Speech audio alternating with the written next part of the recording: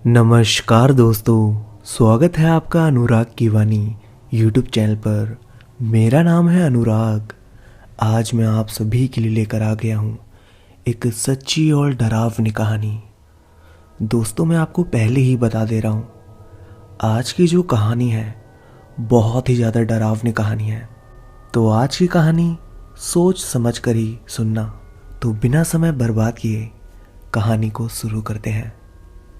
तो हेडफोन्स लगाइए और इस कहानी को अपनी आंखों के सामने इमेजिन करके सुनिएगा। आज से 9 साल पहले जब सुबह सुबह कजरी अपनी माँ रमा के साथ शौच के लिए अपने हाथ में लोटा लेकर गांव से बाहर एक जंगली पेड़ों से भरे इलाके में जाती है। गांव का वो इलाका केवल महिलाओं और लड़कियों के शौच के लिए पंचायत द्वारा तय किया गया होता है। वहाँ पर कोई पुरुष सुबह और संध्या के समय नहीं जाता।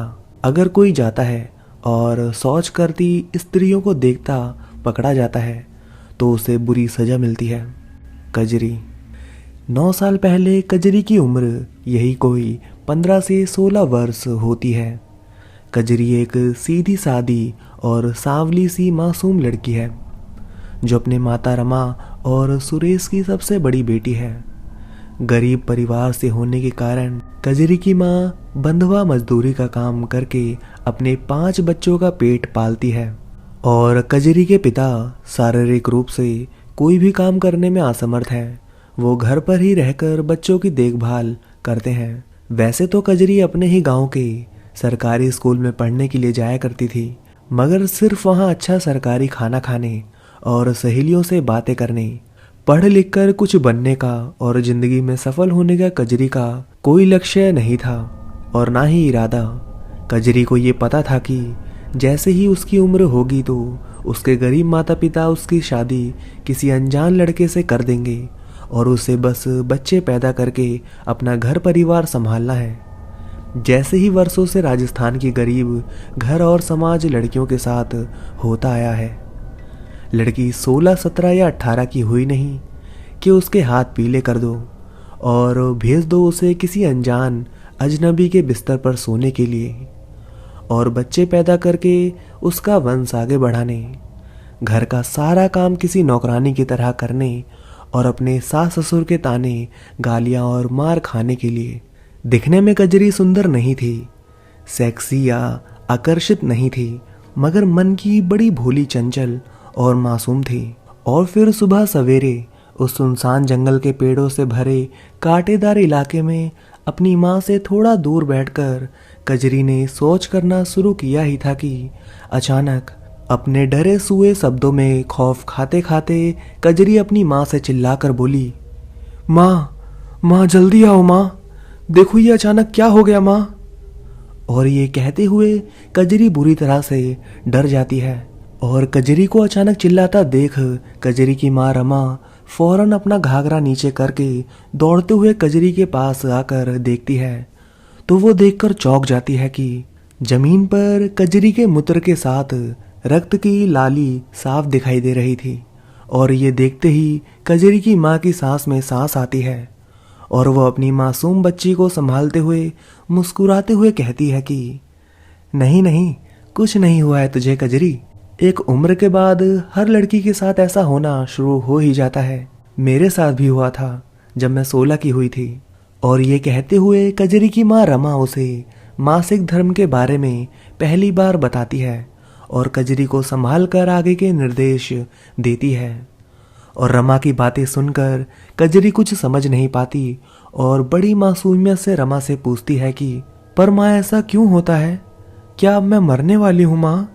अब ये खून कैसे रुकेगा और मैं अब क्या करूं माँ? और कजरी के उन मासूम सवालों को सुनते ही रमा अपनी ओढ़नी से कपड़ा फाड़कर कजरी को देते हुए कहती है कि नहीं, ऐसे थोड़ी ना होता है मेरी बच्ची, कितनी भोली है रे तू। इसका मतलब यही है कि अब तू बड़ी हो गई है कजरी। ले ये कपड़ा ले और अपने वहां से खून पोंछ ले, बाकी बातें मैं तुझे घर पर बताऊंगी। अब आराम से सोच कर ले और फिर मेरे साथ घर चल। इतना कहते हुए रमा कजरी को अपने साथ घर ले आई। घर आकर कजरी अपने छोटे भाई बहनों के साथ खेलने लगी और उछल कूद करने लगी और रमा अपने कामों में व्यस्त हो गई। और फिर सबने दोपहर का खाना खाया और रमा दोपहर के 2 बजे कजरी के पास आई और कजरी को समझाते हुए बोली कि देख बेटी, जो तेरे साथ हुआ है उन दिनों में लड़कियों को कुछ खास बातों का ध्यान रखना होता है, जैसे कि खुले बालों में घर से बाहर नहीं निकलना, नहाते समय अपने बालों को खुला रख कर नहीं नहाना, किसी भी तरह की कोई खुशबू लगाकर भी बाहर नहीं जाना। ऐसी हालत में हम स्त्रियों को भगवान की पूजा करना भी अच्छा नहीं है और खासकर संध्या के समय अकेले किसी वीरान और ऐसी जगह पर नहीं जाना जहां आसपास भगवान का कोई मंदिर ना हो। और एक और बात बेटी, जो कपड़ा मैंने तुझे वहां पोंछने के लिए दिया था और लगाने के लिए दिया था उसका खास ख्याल रखना, उसे यहाँ वहाँ मत फेंक देना। उसे कल अच्छे से धोकर उसकी जगह पर दूसरा कपड़ा लगाकर उसे सुखाने डालकर सूख जाने के बाद किसी सुरक्षित स्थान पर रख देना, समझी? उसे यहाँ वहाँ मत फेंक देना। मेरी इन सब बातों को ध्यान से सुनकर समझ ले बेटी, मैं मजदूरी पर जा रही हूँ और शाम को आऊंगी वापस, समझी ना? और कजरी से ये सब कहते हुए रमा अपने काम पर चली गई। रमा तो चली गई मगर मासूम भोली कजरी ने रमा की किसी बात और चेतावनी को गौर से नहीं सुना और अपने छोटे भाई बहनों के साथ खेलने लगी। खेलते खेलते जब सब थक गए तो अपने भाई बहनों के साथ कजरी सो गई। और फिर शाम के तकरीबन 6:30 बजे कजरी के पड़ोस की एकमात्र उसी की उम्र की एक सहेली गुड़िया उसके पास हाथों में लोटा लिए आई और अपने पेट को जोर से पकड़ते हुए कजरी से बोली, अरे अरे कजरी, मुझे बड़ी जोर की शौच लगी है यार, और घर पर सब काम पर गए हैं, मेरे साथ चलने वाला कोई नहीं और मुझे शाम के समय अकेले वहां जाने में डर लगता है। कजरी, तू थोड़ी देर के लिए मेरे साथ चलना, अगर तुझे भी शौच लगा है तो अपना लोटा ले ले। और ये कहते हुए कजरी की एकमात्र बचपन की सहेली गुड़िया कजरी को अपने साथ चलने के लिए बार बार जिद करने लगती है और कजरी अपनी गुड़िया की बात टाल नहीं सकती थी। तो अपनी माँ की कही हर चेतावनी वाली बात को भूलकर कजरी अपनी उसी महावारी की हालत को भूलकर गुड़िया के साथ उसी बियावान सुनसान इलाके में चली गई, जहाँ ना ही आसपास कोई भगवान का दर था और ना ही उनकी कोई देखरेख करके रोक टोक करने वाला।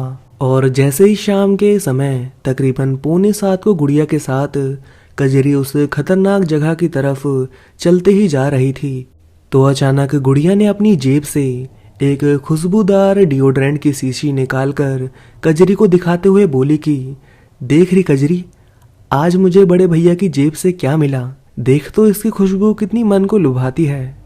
और ये कहते हुए चंचल गुड़िया ने नादानी में कजरी के कपड़ों पर वो खुशबूदार डिओड्रेंट लगा दिया। और फिर कुछ समय बाद गुड़िया उस बियावान सुनसान स्थान पर एक पेड़ के पीछे बैठकर कजरी को अपने पास ही खड़ा करके शौच करने लगी।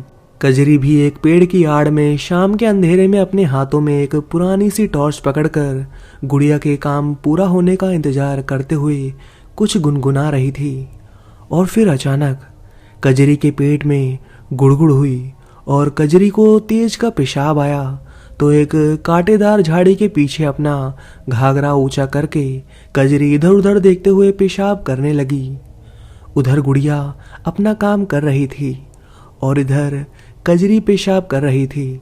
शाम के दिया बाती का समय बीत चुका था और चारों तरफ घोर अंधेरा था और दूर दूर तक कोई नहीं था सिवाय ठंडी चलती हवा और उड़ उड़ कर अपने घोंसले में जाते पक्षियों के।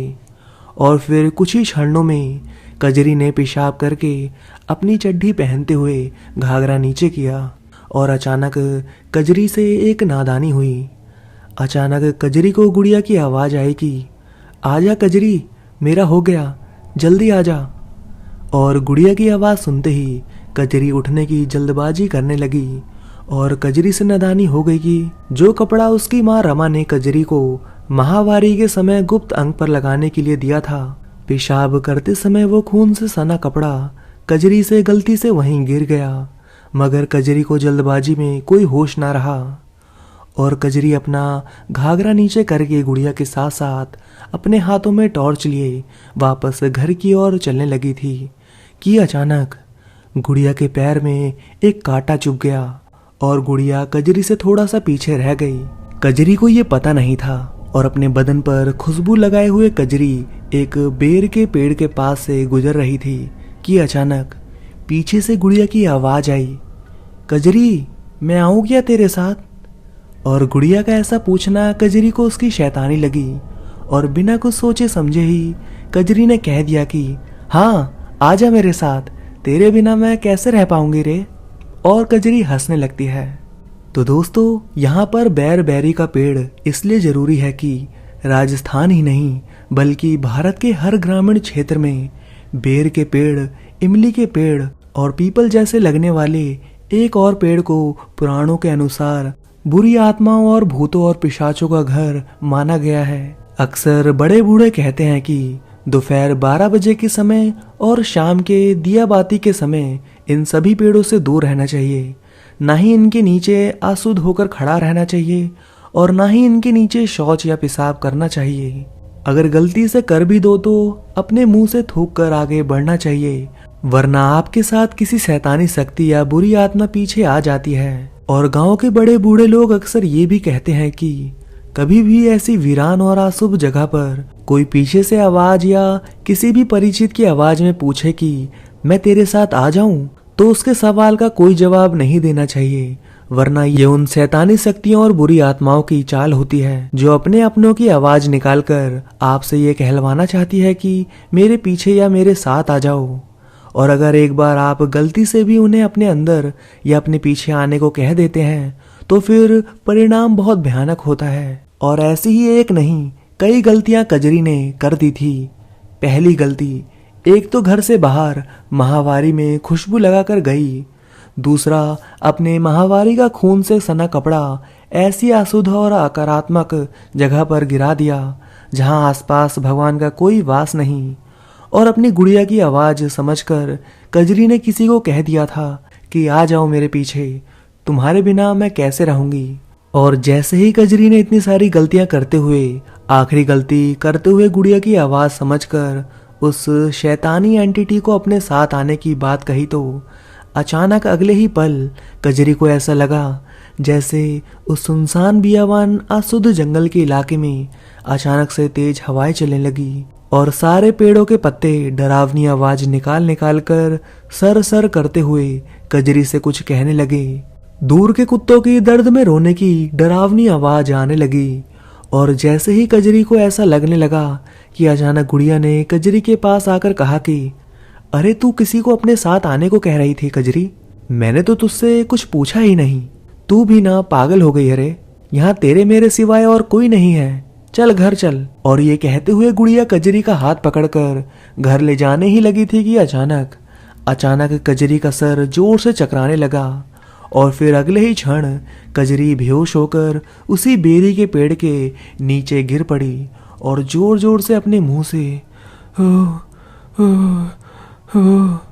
की डरावनी आवाजें निकालने लगी।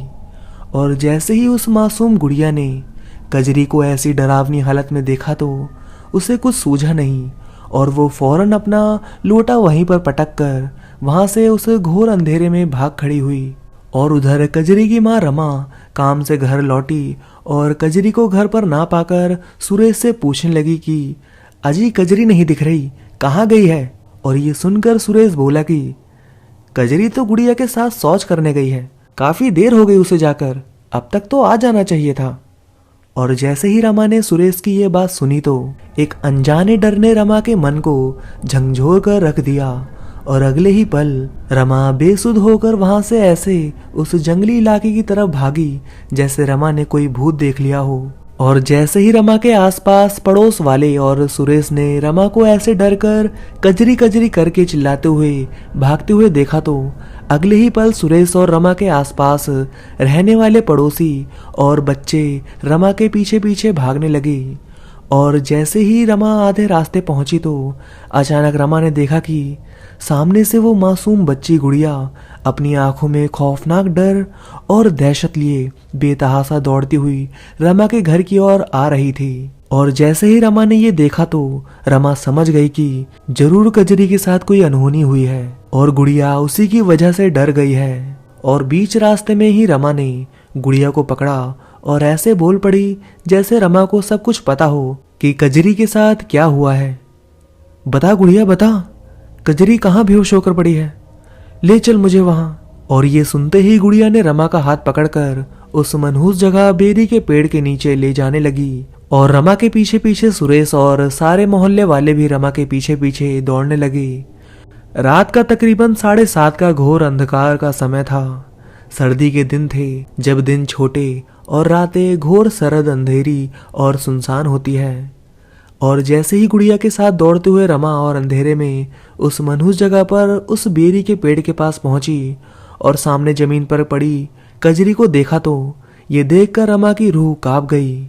कजरी जमीन पर लेटी लेटी अपने मुंह से खौफनाक आवाजें हू हू हू करके निकाल रही थी। उसके हाथ पैर ऐसे अकड़ गए थे मानो उसे मिर्गी का दौरा पड़ रहा हो। कजरी के बाल पूरे खुले थे और उसके कपड़ों से कोई सैंड की महक आ रही थी। और फिर रमा ने कजरी की आंखें देखी तो कजरी की आंखें एकदम से बड़ी बड़ी और सफेद सी हो गई थी, मानो उनमें कोई जिंदगी नाम की चीज ही नहीं थी। और कजरी की ऐसी हालत देखते ही रमा समझ गई थी कि गुड़िया और कजरी ने मजाक मजाक में कुछ शरारत की है और इसीलिए कजरी के ऊपर कोई ऊपरी हवा यानी कि शैतानी साए की हवा लग गई है। और ये समझ आते ही रमा ने वही किया जो अक्सर गांव के लोग ऐसी किसी परिस्थिति में करते हैं।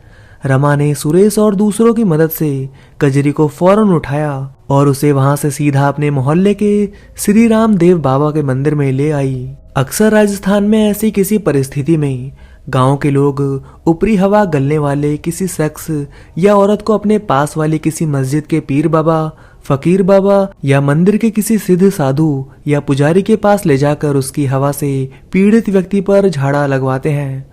और फिर ऐसा करते ही कोई भी व्यक्ति जो ऐसी किसी शैतानी शक्ति से प्रभावित हो वो उस झाड़ की मदद और ऊपर वाले की कृपा से एकदम ठीक हो जाता है। झाड़ा उसे कहते हैं जिसे कोई बंदा या औरत जिसका भगवान के प्रति ईमान और धर्म पक्का हो वो अपने मुंह से फूंक मारकर या किसी झाड़ू या मोर पंख के झाड़ू को पीड़ित व्यक्ति के सर पर मारता है, जिससे उस पीड़ित व्यक्ति के ऊपर हर प्रकार की बुरी बला, बुरी नजर और शैतानी साए के असर को उतार देती है।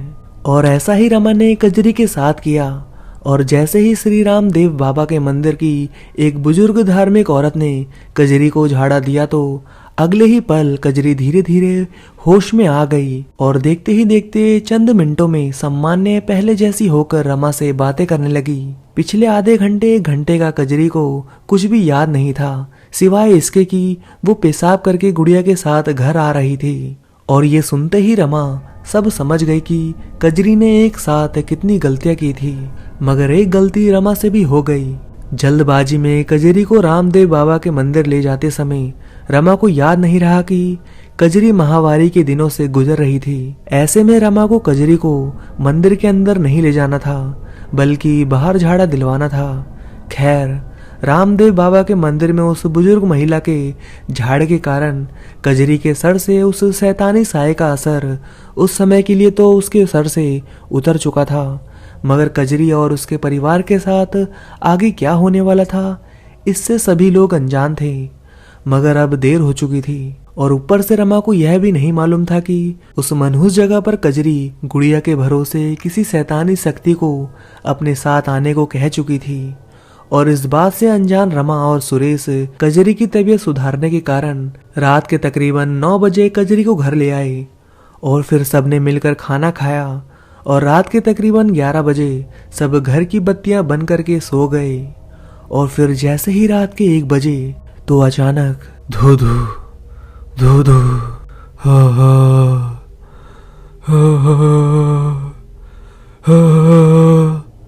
की डरावनी आवाज सुनकर रमा और सुरेश गहरी नींद से जागे।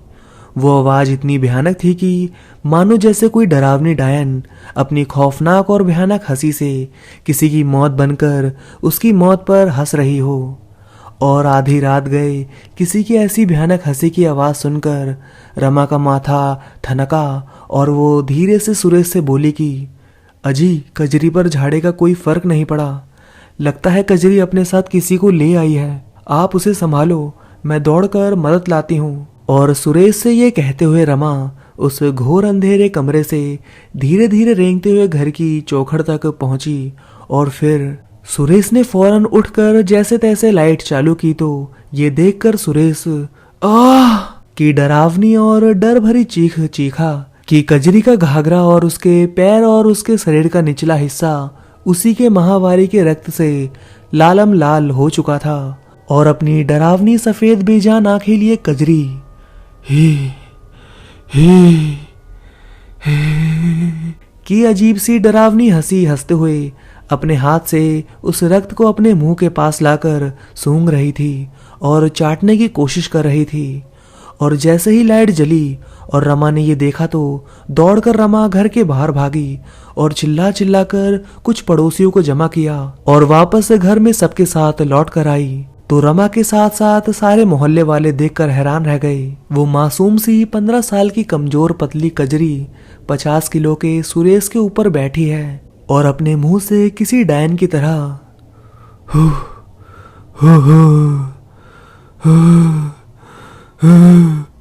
की भयानक आवाजें निकालते हुए सुरेश का गला दबा रही थी। कजरी के छोटे भाई बहनों ने उसे रोकने की कोशिश की तो कजरी ने उन्हें मारकर डराकर रोते हुए एक कोने में सिकुड़कर बैठने के लिए मजबूर कर दिया।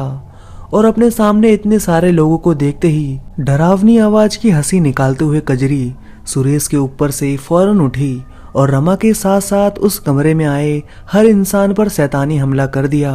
कभी कजरी किसी को अपने पैने नाखून मार देती तो कभी किसी को कसकर झापड़ मार देती। आधी रात के उस घोर अंधेरे में कजरी के मासूम पतले शरीर में किसी हाथी के समान ताकत आ गई थी और कजरी ने एक नहीं दो नहीं कई सारे आदमियों और लड़कों को मार मार कर भगा दिया। और फिर अचानक कोई दौड़कर जाकर श्री राम देव बाबा के मंदिर वाली उस माई को सब कुछ बताकर ले आया। तो अगले ही मिनट माई ने वहां आकर देखा तो माई फटी आंखों से देखकर बोली कि नहीं नहीं रमा, कजरी के ऊपर सिर्फ ऊपरी हवा नहीं थी। कजरी उस मनहूस जगह से अपने साथ किसी शैतानी बला को ले आई है। अब मेरे हाथ में कुछ नहीं है। कल तुम पास वाले गांव की मस्जिद में कजरी को ले जाना और वहां एक बुजुर्ग पीर बाबा एक ताबीज बनाकर देंगे, उसे कजरी को बांध देना, बाकी सब राम जी की इच्छा।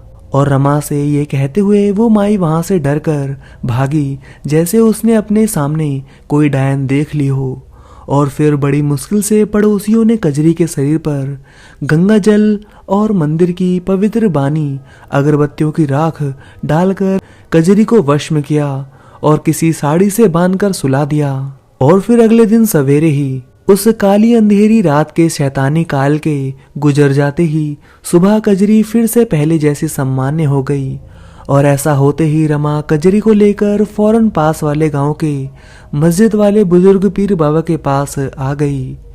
मगर जैसे ही रमा कजरी को लेकर मस्जिद की पहली सीढ़ी पर गई तो अगले ही क्षण अचानक कजरी के अंदर की उस शैतानी शक्ति ने अपना हैवानी रंग दिखाना शुरू कर दिया और कजरी फिर से अजीब सी डरावनी हरकतें करने लगी और सबको अपनी खौफनाक आवाज से डराने लगी। और जब उस मस्जिद के आसपास के लोगों ने और मस्जिद के कुछ इबादतियों ने ये सब देखा तो सबने मिलकर कजरी को पकड़ा और जबरन मस्जिद के अंदर ले गए। और जैसे ही कजरी ने मस्जिद के अंदर कदम रखा तो फिर से वह शांत हो गई और बेसुसी होने लगी। और फिर रमा कजरी को लेकर पीर बाबा के पास गई तो पीर बाबा ने कजरी की हालत देखते ही उसे अपने खुदा के पाक मंत्रों से फूका हुआ ताबीज पहना दिया और रमा से बोला कि कुछ दिनों के लिए किसी भी हाल में ये ताबीज बच्ची के हाथों से उतारना मत। और रमा से ये कहते हुए फिर पीर बाबा ने रमा को मस्जिद का फूका हुआ पाक पानी दिया और कहा कि हर शाम सूरज ढलने के बाद कुछ दिनों तक इस पाक मस्जिद के पानी से अपने घर के उस कमरे में छींटे देना जिस कमरे में ये बच्ची सोती है। कुछ दिनों में ही उस शैतानी साये का बंधन बच्ची से टूट जाएगा। बच्ची को अकेले किसी नापाक जगह पर मत जाने देना। और ये सलाह रमा को बताकर पीर बाबा फिर से अपनी मालिक की सेवा में लग गए। ये सच है, कोई झूठ नहीं, कि मस्जिद और मठों में वास करने वाले और वहीं रहकर मालिक की हर पल सेवा और इबादत करने वाले कुछ लोगों के पास सच में भगवान और खुदा का दिया ऐसा चमत्कारी इल्म होता है जिसकी मदद से वो सारे जरूरतमंदों की मदद करते हैं। मगर एक सच ये भी है कि कुछ शैतानी शक्तियां, काले साए इतने भयानक और जिद्दी होते हैं कि वो अगर एक बार किसी के सर चढ़ जाएं तो उतरने में सालों लगा देते हैं, या उस पीड़ित व्यक्ति के मरने के बाद ही उसके सर से उतरते हैं। और ऐसा ही भयानक, जिद्दी और दरिंदगी से भरपूर साया कजरी के अंदर कजरी की ही आज्ञा से घुस चुका था, जो कोई आम शैतानी हवा नहीं थी बल्कि किसी की पीड़ित हैवानी रूह थी। उस साए ने धीरे धीरे कजरी के मासूम बचपन और भोलेपन को भयानक तरीके से बदलकर कजरी को एक मनचली और थोड़ी सी आवारा किस्म की लड़की बना दिया था। जो कजरी कभी कभी स्कूल सहेलियों से मिलने और कुछ खाने के लालच में जाती थी, वो अब हर दिन स्कूल जाने लगी और लड़कों से बातचीत करने और उनसे दोस्ती करने जैसे कामों में ज्यादा रुचि लेने लगी। कभी जिस कजरी की बस गुड़िया के सिवा कोई दोस्त नहीं था, वहीं अब कजरी को हर मोहल्ले के लड़के जानते थे और उसके आने जाने पर उसे छेड़ते थे। फिर भी बाबा के ताबीज का असर कजरी पर लंबे समय के लिए रहा, मगर वो शैतानी शक्ति उस ताबीज से बहुत ज्यादा शक्तिशाली थी। उस ताबीज की वजह से अब 2-4 महीने में एक बार कजरी की हालत हैवानी तरीके से बिगड़ती थी और रमा कजरी को श्री रामदेल बाबा के वहां ले जाकर झाड़ा लगवाकर ठीक कर देती थी। और ऐसा करते करते तकरीबन 2-3 साल बीत गए। रमा ने कजरी के हाथ से वो पीर बाबा का दिया ताबीज कभी निकाले नहीं दिया, मगर कजरी की आदतें दिन ब दिन बुरी और चरित्रहीन होती जा रही थी। रमा बेचारी काम पर चली जाती और शारीरिक रूप से कमजोर सुरेश कजरी के पीछे पीछे कहां कहां जाकर उस पर ध्यान देता। और देखते ही देखते ऐसा होते होते 4 साल बीत गए और अब कजरी 19 साल की हो चुकी थी और उसके कई सारे आवारा लड़कों से दोस्ती भी हो चुकी थी। कहते हैं ना कि जैसी संगत वैसी रंगत, और यही हुआ कजरी के साथ भी। अब कजरी ने गुड़िया जैसी भोली लड़कियों से दोस्ती तोड़कर अपने जैसी आवारा किस्म की लड़कियों से दोस्ती कर ली, जो कजरी से सारा दिन लड़कों के बारे में अलग अलग तरह की अश्लील बातें करती थी और वो सब करती थी जो आवारा लड़कियां करती हैं। कजरी को एक लड़के ने चुपके से एक मोबाइल फोन भी दिया, जिससे कजरी उस लड़के से ही नहीं बल्कि कई सारे लड़कों से छुप छुप कर अश्लील बातें करती थी। अब तो बात हद से ज्यादा बढ़ गई थी और फिर एक दिन वो हुआ जो नहीं होना चाहिए था। कजरी को उसके एक प्रेमी ने उसी मनहूस सुनसान जगह पर पेड़ों के पीछे दोपहर के 12 या 1 बजे बुलाया। तो दोस्तों, कहानी अभी बाकी है। इसके आगे की कहानी सुनने के लिए डिस्क्रिप्शन में दिए गए लिंक पर क्लिक करके आप लोग इसके आगे की कहानी सुन सकते हैं। इसके आगे की कहानी मेरे दूसरे चैनल हॉरर स्टोरीज बाय सागर पर अपलोडेड है, तो लिंक पर क्लिक करिए और जाइए इसके आगे की कहानी सुनिए। ये कोई कहानी नहीं बल्कि एक सत्य घटना है। इसमें कुछ भी काल्पनिक या मनगढ़ंत नहीं है, जो स्वयं मेरे साथ घटी थी। आज की कहानी निसी डाक पर है, जिसका अर्थ होता है रात में निकलने वाली आत्मा, जो सिर्फ 2 बार ही आवाज देती है, वो भी आपके किसी अपने की आवाज में। आप लोग विश्वास कीजिए या मत कीजिए, पर मैं ईश्वर को साक्षी मानकर कहता हूँ कि बिल्कुल यही घटना मेरे साथ घटी थी। 1997 की घटना है ये। उस समय मैं 15-16 साल का था। जो दृश्य है हम सभी उसी पर विश्वास करते हैं, जिनकी गुत्थी विज्ञान सुलझा चुका है। जो हमारी बुद्धि और तर्क शक्ति के दायरे में है, हमारे लिए वही सत्य है। परंतु सत्य और असत्य की कसौटी से परे भी ऐसा कुछ है जो हमको अपना आभास कराता है। मैंने कई किताबों में पढ़ा है कि भूतों में आत्मा, पिशाच, राक्षस, चुड़ैल, भ्रम राक्षस, बुरी आत्मा जैसे प्रकार के होते हैं। लेकिन उनमें भी एक सबसे अजीब प्रकार है, चकवा या निशी डाक, जो बहुत से लोगों को नहीं पता होगा। गांव के पुराने लोगों को इस चकवा के बारे में अच्छी तरह जानकारी है। चकवा एक ग्रामीण शब्द है जिसका अर्थ है चकमा देकर मारने वाला। और आखिर ये चकवा या निशी डाक है क्या चीज? दरअसल ऐसी मान्यता है कि निशी डाक वो आत्मा है जो सिर्फ रात में ही बाहर आती है और जंगली इलाकों में पाई जाती है। इनकी खासियत ये है कि ये किसी भी इंसान का रूप ले सकती हैं। ज़्यादातर आपके पहचान के व्यक्ति का रूप लेती है ताकि आप जाल में फंस जाएं, और ये अपने शिकार को 2 बार आवाज़ देकर बुलाती हैं। चकवा या निशी डाक कभी तीसरी आवाज़ नहीं दे सकती, ये उनकी खासियत है। और ये अपनी आँख बार बार बंद चालू करती रहती है और जाल में फंसे इंसान को धोखे से अपने पास बुलाकर मार डालती है। एक बार मैं अपने मौसी के यहाँ उनके लड़के प्रमोद भैया के साथ उनके गांव गया था। मध्य प्रदेश के नसरुल्लागंज जिले से 20 किलोमीटर दूर गोपालपुर गांव पड़ता है, जहां से एक कच्चा रास्ता जो अब वर्तमान में पक्की सड़क का रूप ले चुका है, लगभग 10 किलोमीटर अंदर को पैदल या बैलगाड़ी या साइकिल से आप कुछ ही देर में बोरखेड़ा गांव पहुंच जाते हैं। अब तो खैर वहां पक्की सड़क बन गई तो तमाम आवागमन के साधन मौजूद हो गए हैं। मैं काफ़ी समय पहले गया था, तब वहाँ ज़्यादा डेवलपमेंट नहीं हुआ था। बारिश में तो उस रास्ते पर चलना और भी दूभर हो जाता था। जब मैं अपने भैया के साथ गया था तब बारिश का मौसम तो नहीं था, पर सर्दी के दिनों में मावठा गिरने से वैसा ही वातावरण बन गया था। हम लोग गोपालपुर पहुंचकर बैलगाड़ी का इंतज़ार करने लगे। बैलगाड़ी के आते ही हम लोग रवाना हो गए। बरसात में मिट्टी की सौंधी सौंधी खुशबू और हिचकोले लेकर चलती बैलगाड़ी का आनंद मन को रोमांचक और उल्लासित किए जा रहा था। रास्ते में जंगल पड़ता था। उसी रास्ते से होते हुए हम शाम तक बोरखेड़ा पहुंच गए थे। सबसे मिलने की रस्म अदा करने के बाद खाना वगैरह खा पीकर हम सो गए। गांव में रात को 8 से 9 बजे ही सो जाते थे, क्योंकि बिजली सिर्फ दिन में 4-5 घंटे ही आती थी।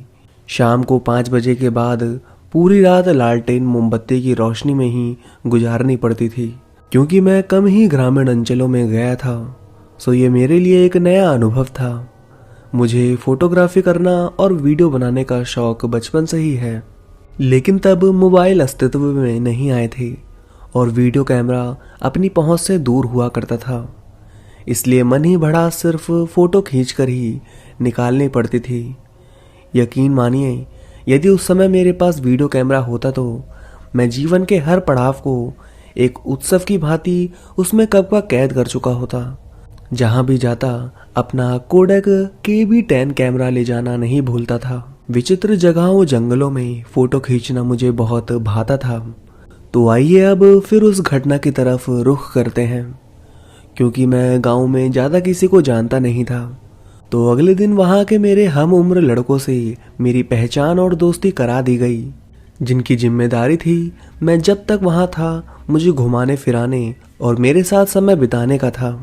मैंने वहाँ के खेतों, पहाड़ों और प्रसिद्ध धार्मिक स्थानों का खूब भ्रमण किया, बहुत आनंद लिया। रोज कहीं ना कहीं घूमने का प्रोग्राम बन ही जाता था। एक दिन हम लोगों का प्रोग्राम डोटरखेड़ा जाने का बना। वहाँ मेरी एक और मौसी रहती थी। वो गांव वहाँ से नज़दीक ही था, कोई 3 घंटे का रास्ता होगा, वरना भोपाल से ज़्यादा तो पूरा दिन लगता। सोचा भोपाल जाने से पहले उनसे और मिलाऊं। हम लोग बस से ना जाकर भैया की मोटरसाइकिल से निकले। डोटरखेड़ा उस समय हरसूद से होकर जाना पड़ता था। बाद में जलमग्न होने पर अब छनेरा से होकर रास्ता जाता है। जब हम हरसूद में थोड़ा ब्रेक लेकर डोटखेड़ा की ओर निकले तब तक शाम हो चुकी थी। वैसे तो हरसूद से कुल 1 घंटे में डोटरखेड़ा पहुंच जाते हैं, पर उस दिन हमारे साथ ना जाने क्या हुआ कि हम रास्ता भटक गए। ऊपर से हमारा 2 बार एक्सीडेंट होते होते बचा। घूम फिर कर वापस उसी रास्ते पर आ जाते। इधर अंधेरा होने को था। मैं रह कर भाई साहब से बोलने लगा कि हमको बस से आना चाहिए था। जब रास्ता नहीं पता था तो मोटरसाइकिल से आकर गलती की। भाई साहब भी कुछ भी समझ नहीं पा रहे थे। वो बोले कि मैं गाड़ी से पहले भी कई बार आ चुका हूँ, पर आज पता नहीं क्या हो रहा है।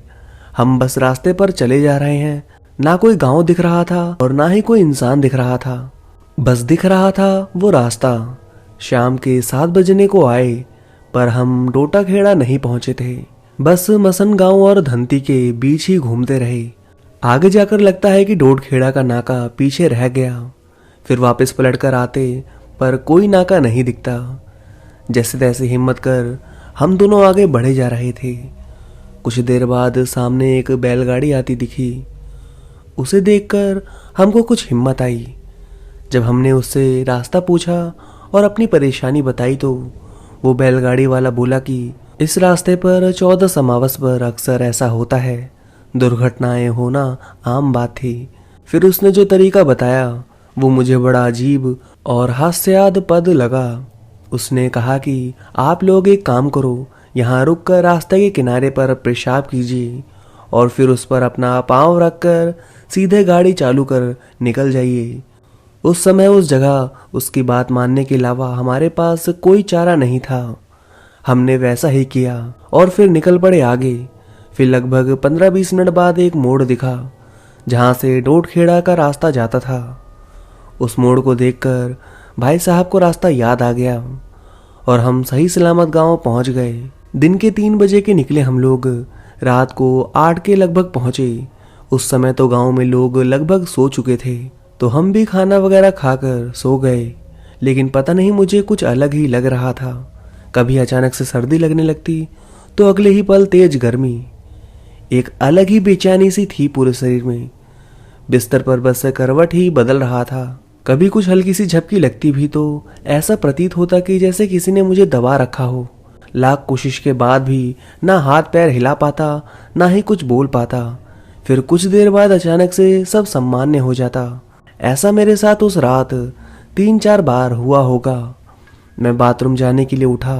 गांव में तो बाथरूम घर से दूर ही बने होते थे, और क्योंकि मेरी मौसी के घर की आर्थिक हालत इतनी ठीक नहीं थी कि पक्का बाथरूम बनवा सकें, तो घास फूस और कंटीली झाड़ियों को जोड़कर छोटा सा बाथरूम घर से बाहर बना रखा था।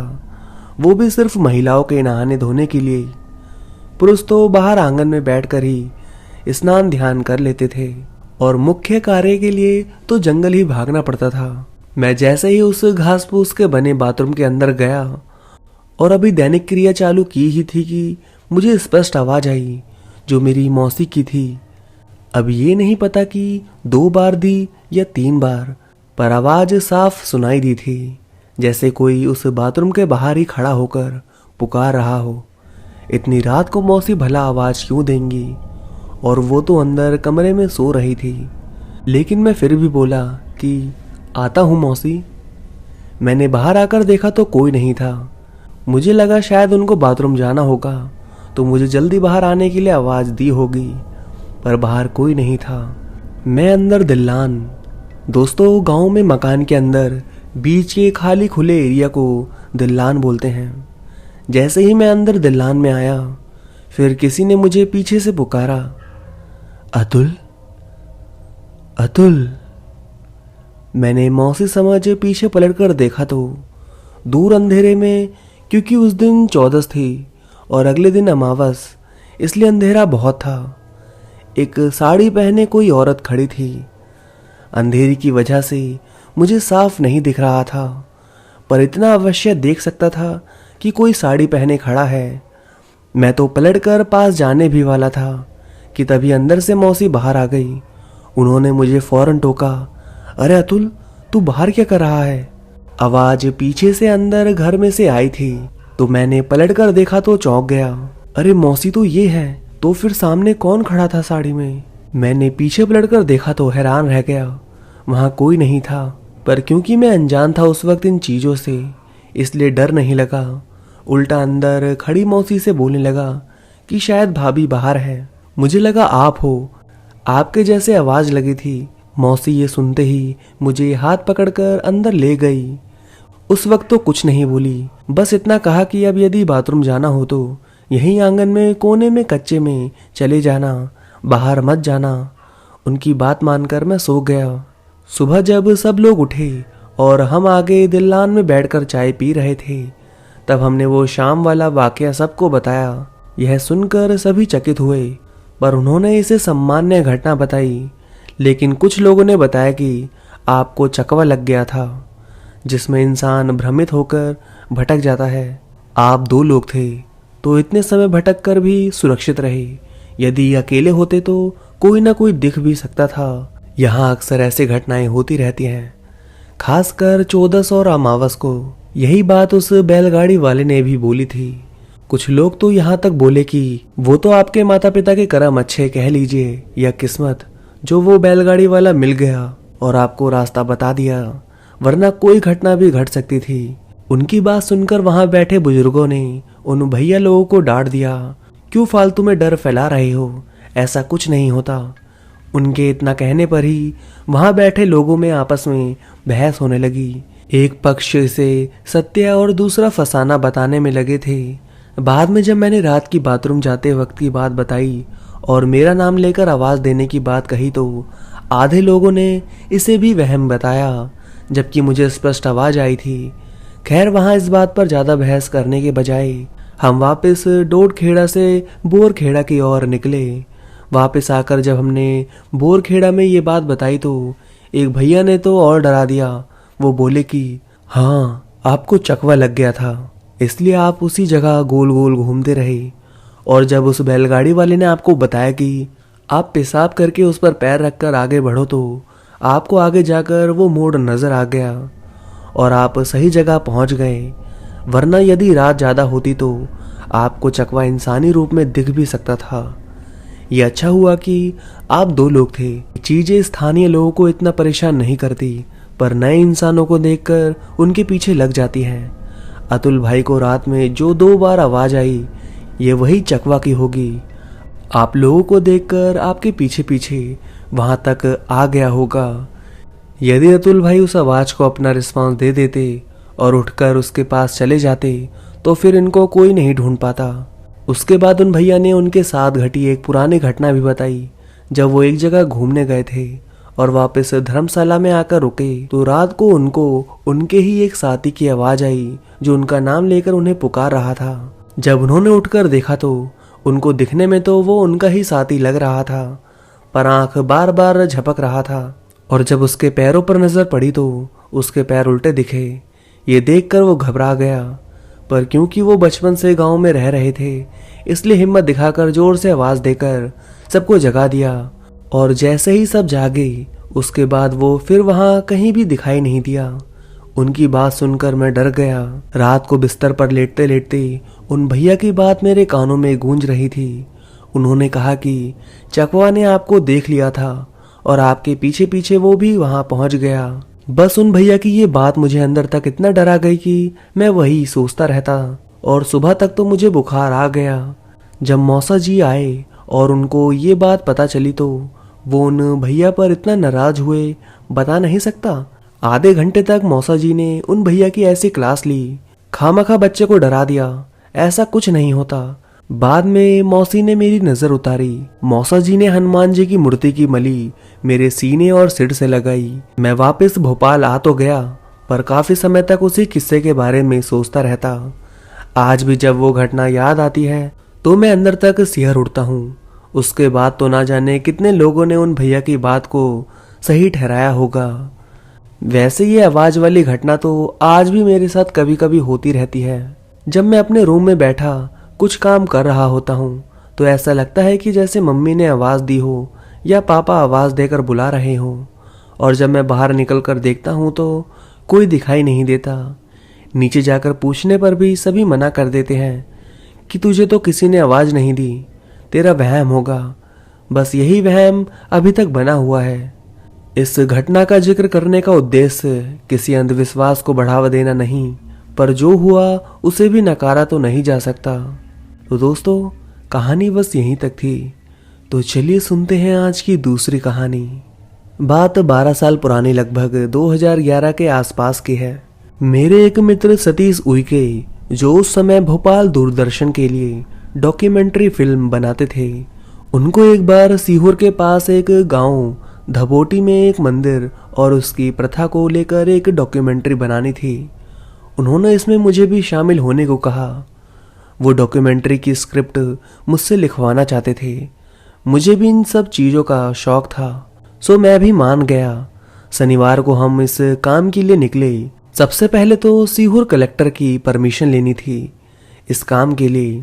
उस समय सीहोर के कलेक्टर डॉक्टर संजय गोयल हुआ करते थे। उनसे जरूरी खाना पूर्ति करके हम लोगों ने धबोटी गांव मंदिर के आसपास कैमरे फिक्स किए और शूट किया। वहां के लोगों के छोटे छोटे इंटरव्यू भी लिए इस प्रथा को लेकर।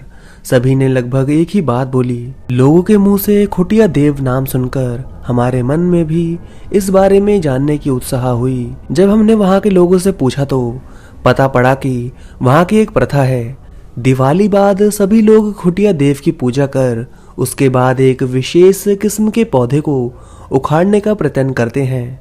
ऐसा माना जाता था जो भी उस पौधे को उखाड़ देगा उसे खुटिया देव का आशीर्वाद मिलता है और वो बहुत भाग्यशाली होता है। आज तक कोई भी उस पौधे को उखाड़ने में सफल नहीं हुआ। 3-4 लोग मिलकर भी नहीं उखाड़ पाते। मेरे लिए ये जानना बड़ा रोचक विषय था। मैं इस तरह की बातों को बहुत ध्यान लगा के सुनता था क्योंकि डरावने और रहस्यमय विषय मेरे मन में उत्सुकता पैदा करते थे और फिर उस पर एक डॉक्यूमेंट्री फिल्म बनाने के लिए पूरी जानकारी होना भी जरूरी था। लेकिन हमारे साथ आए एक साथी प्रवीण भाई इन सब बातों को नहीं मानते हैं। उन्होंने कुछ टीका टिप्पणी कर दी उस प्रथा को लेकर, खोखला अंधविश्वास बताया। इस पर वहां कुछ लोग भड़क गए। वाद विवाद की स्थिति निर्मित हो गई। बहुत मुश्किल से हम लोगों ने उनको समझाकर चुप कराया और प्रवीण भाई को चुप रहने की सलाह दी। दरअसल सतीश भैया के कोई पहचान वाले मोतीलाल जी वहां रहते थे और उन्होंने ही उस मंदिर को और प्रथा के बारे में उनको बताया। उसके बाद सतीश भैया के मन में उस पर एक डॉक्यूमेंट्री बनाने का विचार आया। हम लोगों के रुकने का इंतजाम मोतीलाल जी ने वहीं गांव के एक स्कूल के अतिथि गृह में करवा दिया। रात को खाना वगैरह खा पी कर हम लोग उस डॉक्यूमेंट्री के संबंध में बातें करने लगे। रात को लाइट नहीं रहना उस टाइम पर आम बात हुआ करती थी। चिमनी की रोशनी में बिस्तर पर लेटे लेटे बातें करते हुए पता नहीं कब हमारी नींद लग गई। कुछ देर बाद कमरे के दरवाजे पर खटखट की आवाज आई। प्रवीण भाई ने उठकर देखा तो कोई नहीं था।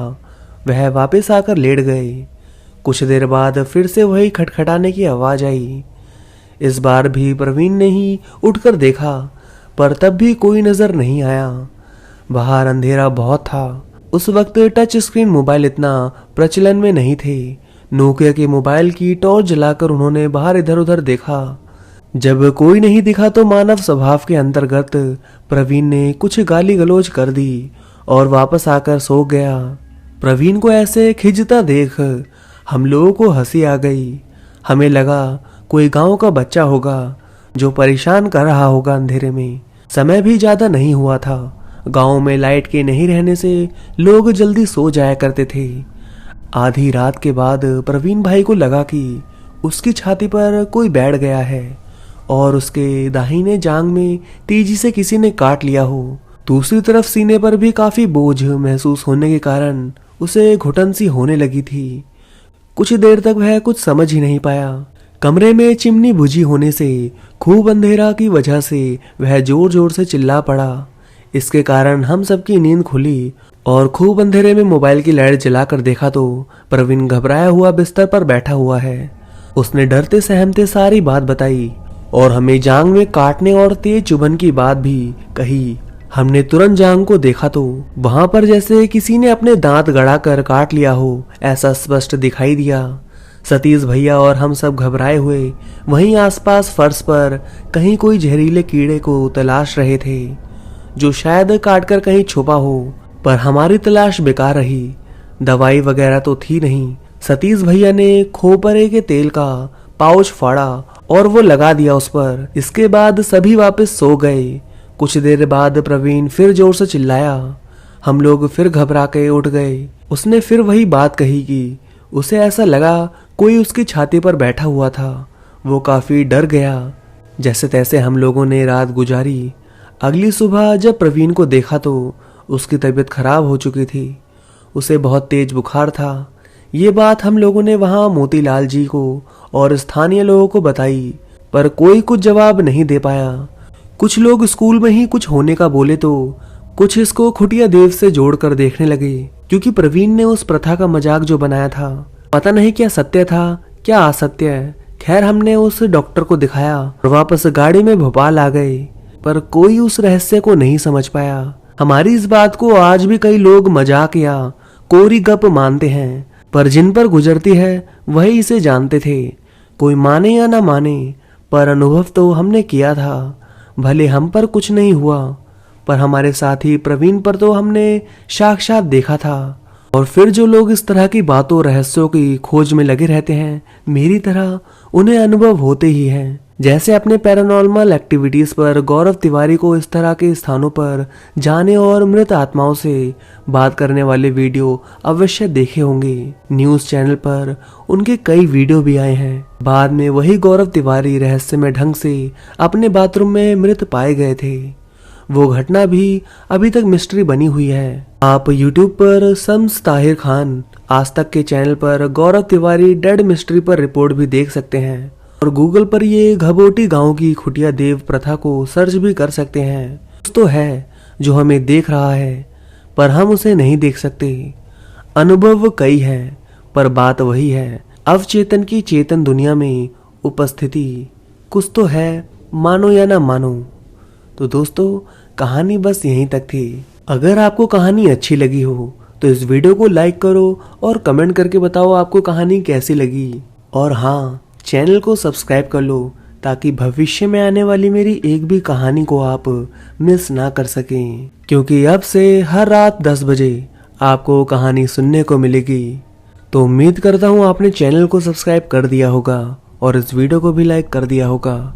तो चलिए दोस्तों, अब मैं आप सभी से मिलता हूँ नेक्स्ट वीडियो में। तब तक के लिए धन्यवाद दोस्तों।